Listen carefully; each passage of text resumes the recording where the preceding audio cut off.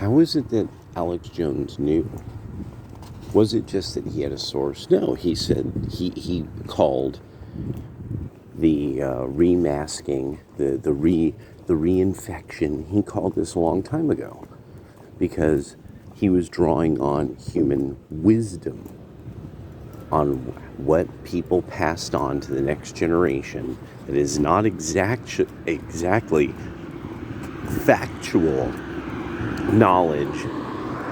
It's a way of it's something unique to every culture that gives them a way of associating factual knowledge of their present time so that they could have a certain insight on it. There's all these various forms of wisdom. The Dalai Lama actually writes a series of treatises based on Nagarjuna that introduced the idea of the wisdom tradition and like the direct wisdom tradition. It's like there's like fundamental wisdom, transcendental wisdom, and these are theological ideas, but it's Nagarjuna being extremely important to the Dalai Lama's school of Buddhism.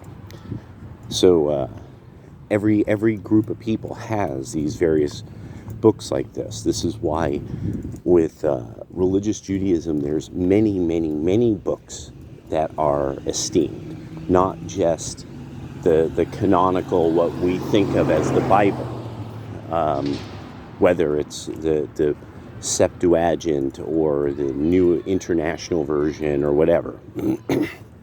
There's more books than that, because the memories and the lessons that you're trying to pass on are priceless. There's nothing, and that's the thing, there's nothing like wisdom.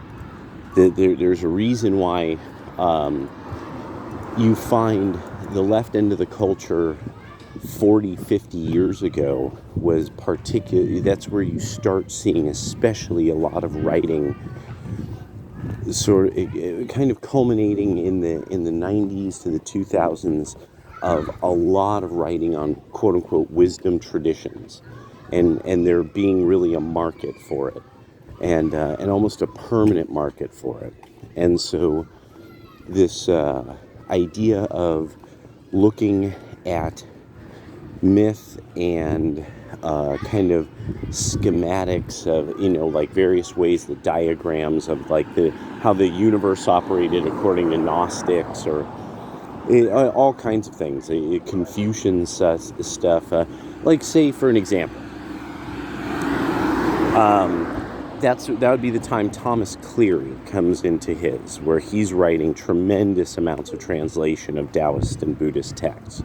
So he's like a great example of somebody who is from like this burgeoning wisdom tradition, authorial industry of sorts. I don't like, but it is an industry. It's, there's people who that's all they sell, like Shambhala books, like that's what they sell, books from wisdom traditions. So in America, you see, there's this desperate need by the malcontents who tend to be socialist or Democratic Party members. You find this a lot with educated women, that these malcontented educated women, that they end up thinking that America has sort of no wisdom, that it's just like these people who are these blundering idiots, and that's why it says a lot about the person themselves who's stating this, because when you meet people who are like they're can-do people, they say things all the time that are actually very insightful and very wise, and I think that actually hurts the feelings of foolish malcontents. And I think it's what it is about America, is that we have particularly reactive, foolish malcontents. That our malcontents get really, really, really angry when they're confronted with wisdom and self-effacement and morality and discipline. It upsets them very, very much because of how good we have it, really. It's how soft. It's because they're very, very soft that they become very sensitive and thin-skinned and soft like babies. And they stay like babies. Not childlike, but childish. And anybody who's, especially when you hear it, like, that's the saddest part of, especially, say, like, the black internet, is that you're listening to these full-grown adults struggle with English as if they were little tiny kids. That nobody can express an idea in a succinct and intelligent way. And the men who can typically are guarded because they're the smart black guys. And even when you get into your 30s, 40s, 50s, there's always some sassy mouth fucking bitch who is going to say, who's going to, oh, you be smart and shit, and I not be smart, but I be a girl, so I could say whatever I want to you, you know, and everyone going to show deference to me because of magic vagina, you know, and it's just, so, see, the right wing faced its simpitude. The manosphere faced where I was born and conditioned to be a fucking simp.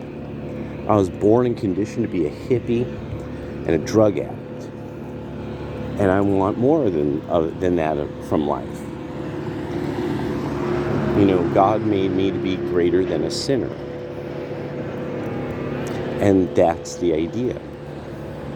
Why? There's actually a very, very interesting idea. You see, the Buddhists have an argument about religion.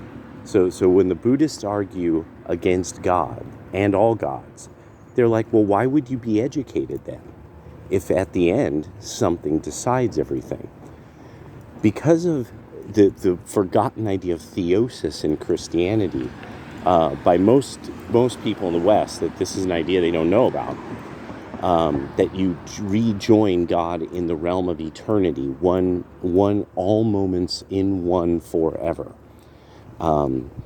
That idea is that, well, no, you reach that because you are, they agree with the Buddhists. Yes, you are in ignorance when you gain that which should clarify life, but it's not so much enlightenment as you're shedding the dross of ignorance and mortality, so that by the end you aren't bound to the body anymore. You don't want it anymore. And you see, in such an argument, they would have to, the only disagreement they would really have is really based around their theology and then epistemology and certain philosophical arguments, that it's like that they would not, they couldn't necessarily agree with just certain ideas, and it's just because of certain ideas in Buddhism that they would have to disagree with. But it would be completely understood. It wouldn't be like they didn't understand what the words you were saying. And they would probably mull it over. This is something, obviously, they mulled over quite a bit. You know, it's not like it's a new idea to them. And so the right had to face all of this. We had to sit there and have endless numbers of streams where we yelled at one another and we talked about theology and we made jokes about this and got in under each other's skin. People are still like having kind of weird wars against one another that are just between two guys who just endlessly talk shit about one another and stuff. So the right had to face its shadow. The right had to self-efface and face its shadow. And what they found was that there was a variety of different arguments that they were like, okay, and this is the important part, really, especially with the fact that with the rise kind of a reactionary Christianity, is that a big part of this is a big part of the new right and like the new, you know, like Christians you see in America, is that it's this thing of factually we know this makes life very hard. All we can do now is, what are we going to do about making life less hard? And that's it. because there's a different way of looking at it. This idea of, if we go to some root cause, it's like, okay, then you sit in this room with your friends and you talk about root causes. Here's an Amazon Prime subscription so you could order plenty of books, you dorks. We're going to use our backs. And what do we do to alleviate human suffering? And because there's nothing else you got to start there. You got to start somewhere. And that's what ended up changing the political point of view. Well, things are coming in from the border. People are coming in from the border. This is the key problem with, why don't we just harden the border?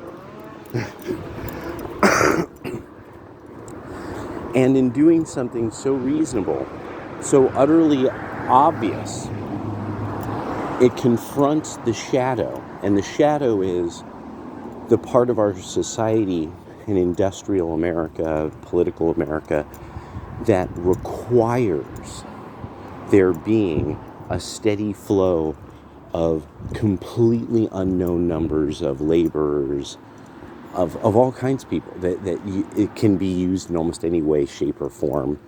They don't really have exactly rights. If they don't like the job, they can get another job, and then the incredible profits that come from contraband coming across the border. And that's the shadow. So one part of the hard thing is to say all this free labor and slavery and all the drugs and weapons. Well, okay, that's gonna be tough, I guess, on our economy. But then there's another group of people who are like, motherfucker, those are my slaves. Those are my guns. That's my coke. And that person has a senator on probably speed dial, as they used to say. That person is texting a senator. That person's texting all the journalists. So a lot of people got to get that through their heads, that it's like the right really confronted. We know this is what makes America an empire. And that's evil. And we can't have it anymore. And it's going to hurt to not be an empire. But we can't be an empire anymore. And that's it. I mean, it's and for the right, that was really one of the most fundamental things.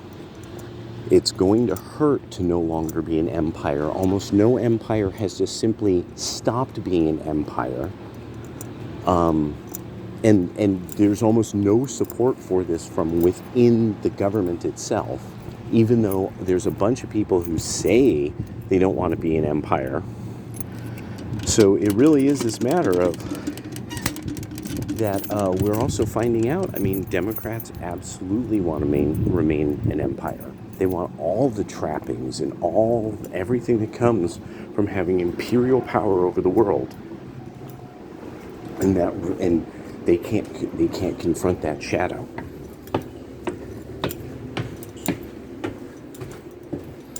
They can't. It's not. They don't have the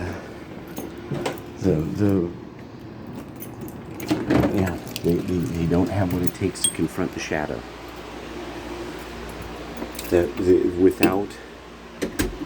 Without this imperial level of technology and just without the empire, people who are liberal and Democrats would fail. They would have to work harder than they could ever imagine, or they would be revealed for what they are. They had to make it like it was something from that they just had to make it in a real productive economy. What would Hassan Piker do in a real productive economy if he had to really produce things? So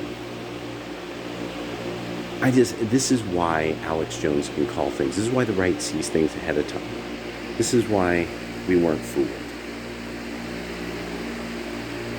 And have a great day. God save the Republic.